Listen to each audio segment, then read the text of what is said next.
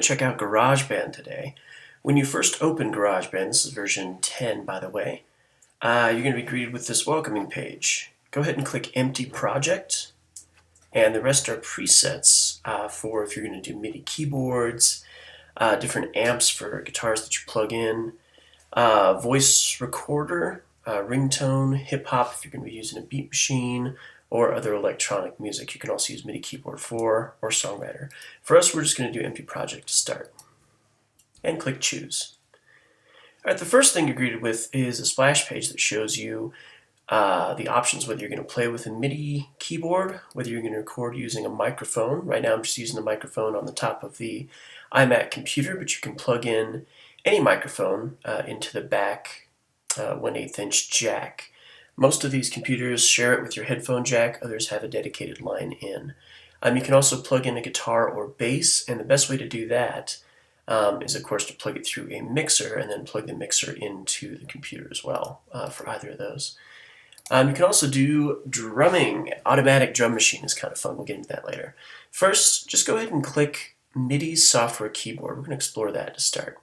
Go ahead and click Create, and what you're greeted with is your first track that's been laid down here on the timeline. This is your timeline or your sequence view, and this one is your library. It's controlled by this button up here, and the library shows you which instrument is going to be playing out the MIDI notes we're about to record. Also, you see a nice helpful little window. This is called musical typing. And what it allows you to do is use your actual keyboard as a MIDI keyboard.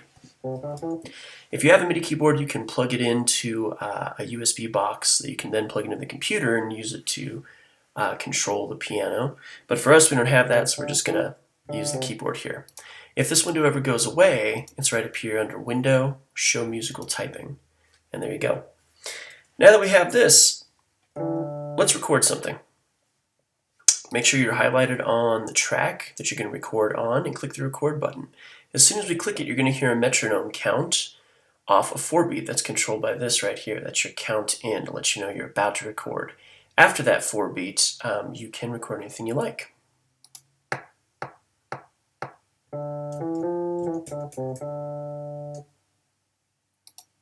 Alright, so I've recorded a segment. I'm going to get rid of my musical typing window for a second. And let's focus on this segment I've just recorded. You can use this control up here to zoom in or out of your timeline if you want to. And right now we're looking at the beats view.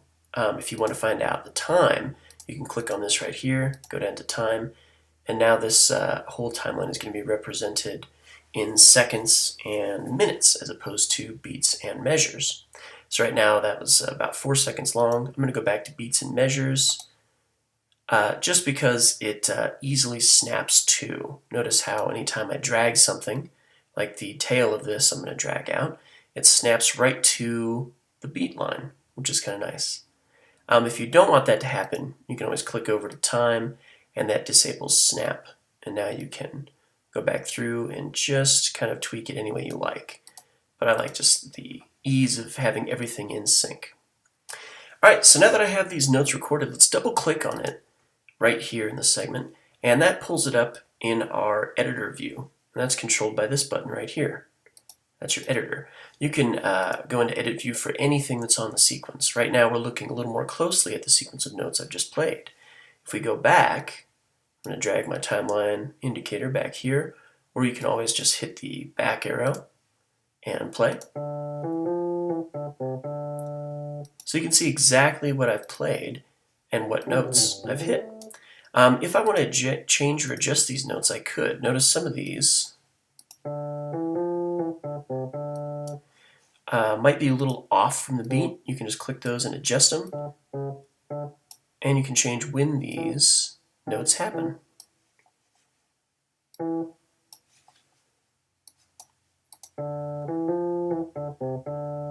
You can even make them longer if you want to. You can drag it and pull it out so it's a much longer note. There you go. So that's the beauty of MIDI work. If you do any kind of MIDI notation, all it is creating a score that is a digital readout for the computer. So these notes that I've recorded can be rearranged to a different note, can be lengthened as we saw, or moved around in any combination. If you hold Command, you get a little pencil, and you can also add your own notes without having to replay them again, like so. We can even add a nice little chord at the end there.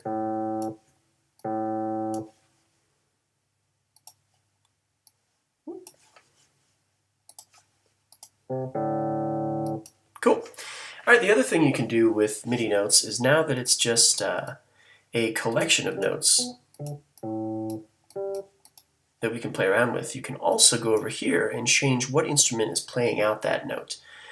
So right off the bat, we've got the electric piano. I'm going to change it to a guitar, and you can see a bunch of different cards to choose from. If you don't have some of these, or some of these are grayed out, like this muted bass right here, anything that is grayed out that shows a download arrow means that you have to download it. It all comes free with Garageband, but if you're on the school computer, you'll have to get administration privileges to download all those loops. Otherwise, anything that is not grayed out you can use. So right now I can use an acoustic guitar if I want to. I can just double click on that and it'll load up, and now an acoustic guitar is going to play out these piano notes. There we go. What you can also do is pick different variations on the guitar. Here's a hard rock guitar, for example, and that has a bunch of different effects on it. Okay, the tempo of this is being controlled by the beats per minute. That's BPM. You can click on that, double click on it and enter your own time, or you can just click and drag up and down. And let's hit return just so it knows. And you can click or drag up and down and slow this down or speed it up.